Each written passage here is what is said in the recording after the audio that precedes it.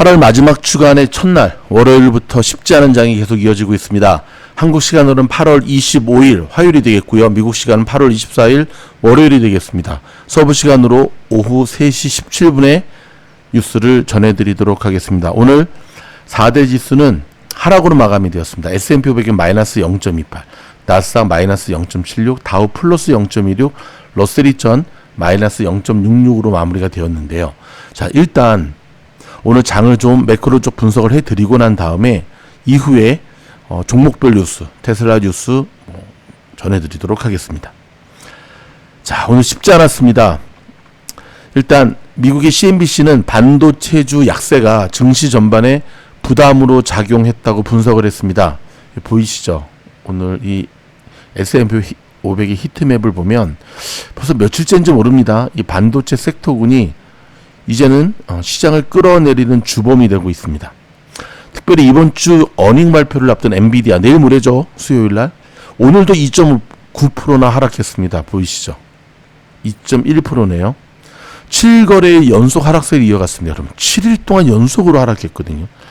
자, 이는 2022년 9월 이후 최장 연속 하락 기록입니다. 또 마이크론도 5.8% 급락했고요. AMD와 브로드컴도 각각 3%, 2% 이상 하락했습니다. 자, 오늘 미 국채금리는 재무부가 정부의 현금 계좌인 재무부 일반 계정에 쌓아둔 자금을 활용해서 장기 국채를 사들이는 방안을 검토하고 있다는 소식에 하락했습니다. 국채 매입이 늘어나면 시장에서 국채 수요가 증가해 금리 하락 요인으로 작용을 하죠. 자, 구체적으로 미 국채 10년물 금리는 3bp 이상 내린 4.704를 기록했고요. 30년물 금리도 4bp 하락한 5.234로 집계가 되었습니다. 다행이죠. 그렇죠? 지난번 그 30년물 금리가 5.31까지 올라갔었거든요. 자, 20년 만에 가장 높은 수치였죠. 자, 앞서 베선트 미 재무장관은 향후 수개월간 국채 환매 규모를 최소 2배로 확대할 계획이라고 밝혔는데요. 이에 따라서 장기 국채 금리 상승세가 진정될 수 있다는 기대가 커졌지만 글로벌 금리 상승과 인플레이션 우려가 이어지면서 시장의 불안은 완전히 해소되지 않는 모습입니다. 다시 한번 지금 시장이 굉장히 불안해하는 이유가 몇 가지가 있는데요. 장기 국채 금리 상승세가 과연 진정될 수 있느냐? 그 다음에 글로벌 금리 상승과 인플레이션이 여전히 잡힐 수 있느냐, 시장이 불안해하는 부분입니다. 자, 트럼프 대통령은 캐나다산 자동차와 자동차 부품, 철강 등에 대한 관세를 내년 1월 1일부터 50% 인상하겠다고 발표하면서 투자 심리에 부담을 줬습니다. 미국의 대이란 추가 제재도 시장의 불확실성을 키웠는데요. 자, 이란산 원유 공급 차질이 장기화할 경우에 국제 유가가 다시 오르고 인플레이션 압력이 높아질 수 있다는 우려가 제시되었습니다. 자, 추가 제재 발표 이후에 국제 유가는 오히려 2% 넘게 하락했습니다. 이날 런던 IC 선물 거래소에서 10월 인도분 브렌트유는 전장보다 2.22달러 내린 배럴당 92.17달러의 거래를 마쳤고요. 뉴욕 상업 거래소 그래서 10월 인도분 WTI도 2.05달러 하락한 배럴당 85.01달러에 마감했습니다. 자, 여기서 우리 간단히 한번 공부해 볼까요? 자, 통상 이런 일이 벌어지면 유가가 급등해야 되잖아요. 근데 오늘 보면 유가가 하락을 했습니다. 보이시죠? 물론 유가가 하락해도 시장이 상승으로 마무리가 되지 못했지만 그럼 유가는 왜 하락한 것일까요? 자, 이미 대이란 제재가 강화되면 이란산 원유 수출이 줄어들 수 있다는 우려가 커져 유가의 상승 요인이 되는데 오늘 반대로 유가가 하락한 이유는 최근 제재 가능성이 이미 상당 부분 유가에 선반영된 겁니다. 특별히 지난주에 유가가 5% 넘게 오르면서 차익 실현 매물이 나온 것도 한 효과였던 거죠. 더불어서 제재의 실제 효과가 어느 정도일지 불확실하다는 점도 영향을 미쳤다고 볼 수가 있습니다. 자, 블룸버그는 베선트 장관이 추가 제재의 구체적인 시행 시점을 밝히지 않았고 시점을 못 밝혔어요. 안 밝힌 게 아니라 백악관의 후속 조치도 공개하지 않았다고 짚었습니다. 굉장히 날카로운 부분이죠. 자, 다음은 기다리시던 테슬라 뉴스입니다. 오늘도 호재와 악재가 한꺼번에 쏟아졌습니다. 일단 테슬라 많이 아쉬웠습니다. 마이너스 3.83% 하락한 348.95로 마무리가 되었습니다. 지난주 금요일에 강한 상승의 그 기조를 이어가지 못하는 모습이었는데요. 일단 가장 큰 뉴스부터 전해드리겠습니다. 테슬라가 9월 3일 어스틴에서 사이버캡 런칭 이벤트를 공식 확정했습니다. 공식 확정. 초대장이 이번 주말부터 뿌려지기 시작했고요. 21세 이상 신분증 확인을 거쳐야 하는 초청제 행사로 진행이 됩니다. 테슬라는 항상 초청제 행사로 진행을 하죠. 사이버캡은 스티어링 휠도 페달도 없는 2인승 완전 자율주행 전용 차량인데요. 이미 어스틴, 달라스, 휴스턴, 마이애미, 올랜드, 템파에서 운영 중인 모델 Y 로보택시 차량군에 사이버캡이 합류하는 구조고요. 지난 7월부터는 직원 대상 시범 탑승도 시작한 상태입니다. 다만 시장 반응은 좀 뜨뜻미지근했습니다. 예측 시장에서는 테슬라가 올해 안에 $30,000짜리 사이버캡을 실제로 판매할 가능성을 17%로 보고 있어요. 거의 안 한다는 거죠. 발표되기는 오히려 주가가 하락하는 아이러니한 흐름도 나왔습니다. 이벤트는 하지만 대중적 접근은 여전히 멀었다는 게 시장의 냉정한 평가인 거죠. 듣고 있나? 일론. 자, 동시에 터진 악재도 오늘 테슬라 하락의 주범이었습니다. 첫 번째는 AI 칩 인력 이탈입니다. 도조 팀 출신 하드웨어 엔지니어가 신생 스타트업인 덴서티 AI로 이직했다는 소식이 나왔는데요. 이 스타트업은 도조 전 총괄이었던 인물이 세운 곳으로 이미 도조 출신 인력 20명가량이 넘어간 상태입니다. 테슬라는 AI5, AI6 칩으로 전략을 옮겨가는 중인데 각각 2027년과 28년 양산을 목표로 하는 만큼 숙련 인력 유치는 로드맵의 부담 요인으로 작용하겠죠. 두 번째는 중국발 대규모 리콜입니다. 이거 지난주에 나왔던 뉴스인데요. 중국 시장 감독 총국이 도어 핸들 결함과 운전자 주의 시스템 문제로 약 298만 대에 달하는 테슬라 리콜을 명령했습니다. 이는 올해 1월에서 7월 테슬라 중국 판매량의 무려 11배가 넘는 규모입니다. 여기에 7월 모델 Y 중국 판매는 전년 대비 약 18에서 33%나 급감한 것으로 나타났습니다. 안전 이슈와 수요 둔화가 겹친 모양새이죠. 세 번째는 밸류에이션의 부담입니다. 현재 테슬라의 후행퍼는 371배 수준이거든요. 자율주행과 로보틱스에 대한 기대감이 이미 주가의 상당 부분 선반영되어 있는 겁니다. 자, 애널들 47명의 평균 목표 주가는 $395지만 최저 $125부터 최고 $600까지 목표가 편차가 무려 $475에 달할 만큼 의견이 극단적으로 갈리고 있는 것도 테슬라의 한 특징이라고 하겠습니다. 자, 오늘 테슬라 뉴스를 한 줄로 좀 요약을 하자면 미래의 성장 스토리는 살아있지만 사이버캡이라든지 자율주행, 현재의 실적이라든지 실행 리스크, 중국 인력 유출, 밸류에이션 여전히 발목을 잡는 구간이라는 거죠. 자, 실제 규제 승인이나 대중 접근 확대로 이어지는지도 9월 3일에 예정되는 이벤트가 우리의 관전 포인트고요. 그 전까지는 중국 리콜 여파와 밸류에이션 부담이 계속 주가 변동성의 핵심 변수로 작용될 가능성이 매우 높아 보입니다. 자, 미국의 높은 부채가 점점 숨을 조여오고 있습니다. 여러분, 미국의 국가 부채 얼마씩 늘어나는지 아십니까? 놀라지 마세요. 원화, 한국 돈으로 1초에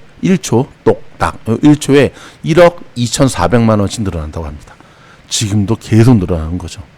자, 오늘 예정대로 트럼프 행정부가 대이란 제재의 경제 압박이 아니라 거의 경제 전쟁 죽으라는 거죠. 심지어 이란을 도와주는, 이란과 관계하는 일들도 똑같이 처벌하겠다. 그랬더니 중국도 그러느냐? 중국도 예외는 없다. 이렇게 지금 강하게 못을 박았는데요. 자, 이에 대해서 이란 측에서도 뉴스가 나왔습니다. 이란은 모든 제재에 대비해서 이미 2개년, 2year 계획이 완비되어 있다. 그러면서 미국은 또다시 실패할 것이다 라고 맞받아쳤습니다. 자, 이거 좀 들여다봐야겠습니다. 항상 여러분 충돌되는 뉴스가 나올 때는 이란발 소식 집중하라고 그랬잖아요. 트럼프 행정부가 이란과 거래를 지속하는 3국의 제재를 가하려는 경제적 배제 작전, 오퍼레이션 이코노믹 아웃캐스트 개시를 선포한 가운데 이란 정부는 2개년 계획을 갖고 있으며 이 같은 상황에 완전히 대비하고 있다고 밝혔습니다. 이란 국영 IRIB에 따르면 트럼프 행정부 발표 뒤 인터뷰에서 미국은 이란 국민과 국가 그리고 지도자들의 의지를 시험해 보려 했지만 매번 실패했으며 또다시 새로운 실패를 시도하는 것 같다고 밝혔습니다. 더불어서 미국의 해상 봉쇄 역시 이란 국민에 대한 제재였기 때문에 미국이 지금 국가 경제의 동맥을 차단하겠다는 제재는 새로운 것이 아니다라며 그들은 이미 오래전부터 우리의 경제적 동맥 차단을 시도해왔다 강조했습니다. 더불어서 군사적 성과만큼 경제 전쟁에서도 성공할 수 있다고 보냐는 질문에 그렇게 될 것이라며 1극 체제의 시대는 끝났으며 세계의 금융 흐름은 그들이 이란의 경제 동맹을 차단하겠다고 주장하는 방식대로는 작동하지 않는다고 말했습니다. 더불어서 물론 전쟁으로 피해가 발생했다는 점은 부인할 수 없다. 그렇지만 철강과 석유, 화학산업 등이 공격받았다면서도 단시간 내 이들 산업이 기존 경로로 돌아갈 수 있도록 노력했고 재건 과정도 시작됐다. 시장의 부족분 보충도 이루어졌다고 설명을 했습니다. 자, 여러분 어떻게 진행이 될까요? 그런데 우리가 여기서 냉정하게 좀 짚고 넘어가야 될 부분이 있는데요. 전쟁만 했을까요? 미사일만 쏟아부었을까요? 폭탄만 투하했을까요? 아닙니다. 미국이 이란을 전쟁을 시작하고 난 그 직후부터 이란의 경제 압박, 경제 제재는 함께 시작했던 거거든요. 근데 뜬금없이 왜 그동안은 안 했던 것을 새롭게 시작하는 뉘앙스를 풍기면서 마케팅을 하는 걸까요? 맞습니다. 시선 끌기입니다. 트럼프는 오늘도 김정은과 좋았던 사진을 올리면서 여전히 정말 북한으로 하여금 정상회담에 대한 구애하는 모습, 좀 보기에 좀 안쓰러울 정도로 어쩌다가 미국 대통령이 이 모양 이 꼴이 이렇게 모양 빠지게 됐나라는 생각을 하게 되는데 이란의 경제 제재는 계속 이어왔다는 거죠. 물론 강도는 좀 강하겠죠. 따라서 이란은 충분히 준비되어 있다는 거예요.